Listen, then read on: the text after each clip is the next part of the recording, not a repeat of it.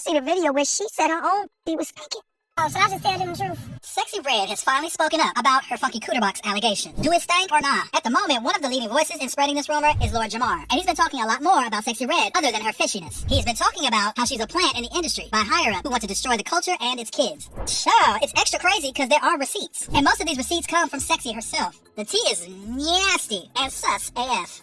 Let's spill it. This whole fuse got lit very recently when Lord Jamar got on the Art of Dialogue podcast and went in on Sexyy after getting asked what his thoughts were on her. He said a lot of things about Sexyy Red, but what really got to the top of the headlines was when he referenced how he thought her cooter box smelled. Sexyy Red looked like the type of girls like back in the days, like you walk in the room and you'd be like, smell like somebody was in here. Now, Sexyy Red would hear about this. Her response was short and pretty straight to the point. She said, "Ask at Chief Keef, do I stink?" Now, y'all don't need me to translate what Sexyy Red was saying. It ain't Spanish. She was basically stating that she don't stink, which is kind of funny. I say it's funny because she the one who said herself, posting on her story when she went to the cooter box doctor, with a quote that said, "Me at the doctor, waiting on her to tell me why my stank." Now, this wasn't even the first time she would out herself like that. She'd gone on the record saying that she caught an STD on a podcast like it was a matter of fact. No, I had chlamydia before those twice. Okay, that's the most pretty common. Twice? So I didn't even know you could catch the gooey stuff twice. But y'all see what I'm saying though, right? So even though Lord Jamar might have sounded out of pocket, he wasn't out of line. But he wasn't even the only one. There was Chicago drill rapper Vaughn off 1700, who was all up on Twitter talking about how he hit Sexy's cooter box, and because of that, couldn't wash the stank off his third leg even after he hit the shower. Sexy didn't respond to the homie, but Twitter peeps were out here wilding. One of them said, "That stink is called gonorrhea." Another one said, "The red in her name has a whole new meaning." If you ask me, I'll say Sexyy Red brought this on herself. She said it first, so it ain't too surprising a lot of people been running with the narrative. But y'all gotta know this mess runs deeper, because the other allegations Lord Jamal ran down her alley was the accusation she was an industry plant, and the rumor that she got ties with the Illuminati. Child, this is what he said. Let's just hear it out, friends. I know them conspiracy theories got every black artist on the Illuminati register, but when they say they got receipts, we gotta at least see what they showing as proof. For Lord Jamal, it was patterns, and with accusations based on those patterns. Feel like Sexyy Red a plant? Probably yes. Yep.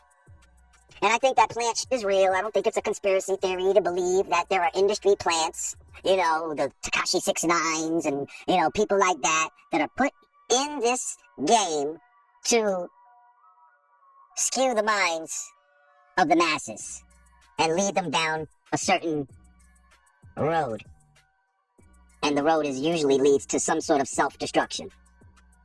Whether it be, you know, trying to get them on some gang banging and let them crash out that way, or get the females on some horse so they can go out here and, you know, have mad babies or you know, contract transmitted diseases and all nonsense, you know, or to promote pharmaceuticals like Plan Bs and all. There was more, y'all. Lord Jamal also pointed out the fact that, for some reason, best known to Red, she'd been trying to promote her lifestyle and music to the kids. Back in April, she tried to take her adult content to a high school and was turned back by the school admin because she smelled like grass. And you know what I mean. What's crazy is not the fact that she did that. What's crazy is that she went on a whole rant about it on a video, like she didn't do nothing wrong. I don't know about y'all, but there are some lines you don't cross, especially in a wild world like that. So it don't come as no surprise when people began running the narrative that she was linked to the Illuminati. And the Illuminati group they said she was linked to even had a name. They call it the Masonic. Apparently, these people planted her in the industry, gave her a platform, and funded her to do many of the things that Lord Jamal and a lot of OGs have been saying that she's been doing. So where are the receipts, you ask? Well, they came cryptic in the form of videos that Sexyy Red posted herself, talking about getting money from something she can't leave. Oh, so I just tell them the truth. You sold it for a double cheeseburger McDonald's. With extra onions on it, baby. Don't play. It's time for me to just keep it ready with y'all. Like, yes, they got me in this. I don't know. I can't get out of it. I'm getting too much money.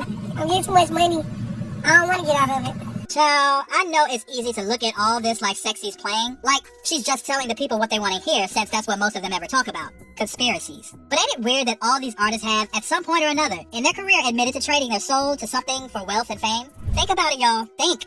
That it's tea don't mean there ain't truth in it. Especially when we're hearing that truth from the artists themselves. Especially when that artist rubbing that truth in our faces so we think it's a joke. They all own some reverse psychology, and it works. Because Sexyy Red would go posting a whole welcome bouquet that the Masonic sent her. It read, "Welcome to the Masonic, Big Sexy." And then another deliberate slip-up, she posted on her story a video where her stylist was talking about them leaving something back at the Freemason Temple or something. The elevator at the what's it called, the Freemason place we were at the temple. Now, why she feeling like? Y'all should know that I don't pretend to know what's really going on. I ain't talking like I have all the answers. But the fans been picking up on these clues. They're beginning to notice. One fan said, "I don't like Sexyy Red, and it has nothing to do with respectability politics. Her entire brand is degeneracy. It's not owning her like Megan, nor does it offer authenticity like Glorilla. She gives me CIA vibes. And the fan that would bring most of the receipts to the table said in a quote tweet, Masonic industry plant Sexyy Red. So yeah, essentially a CIA move, as you said. Just like when Kanye said Cardi B is a CIA plant, except Sexyy Red is 10 times more obvious. It's layers to this situation, and it's possible Sexyy is really just doing it for the money because that's her life. She don't care about the broader consequences cause, like, why would she? When it's her life for real, and she getting money for it. But hey, what do I know? I'm just a phantom voice. What do you think, friends? Are we taking things too far? Is Sexyy Red really an industry plant, Illuminati member, or is that a whole lot of BS? And this business about her cooter box? Should we be even talking